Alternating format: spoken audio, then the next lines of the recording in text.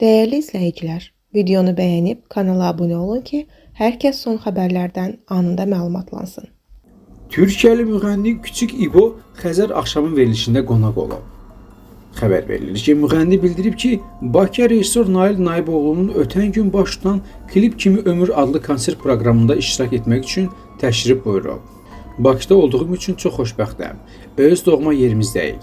Söz vermişdim ki, Xəzər axşamında qonaq olacağam. Sözümü tutdum. Nail ilə 15 ildir dostluğumuz var. Bakıda Dəniz adlı mahnıma klip çəkdirdik və burada da təqdim etmişdik.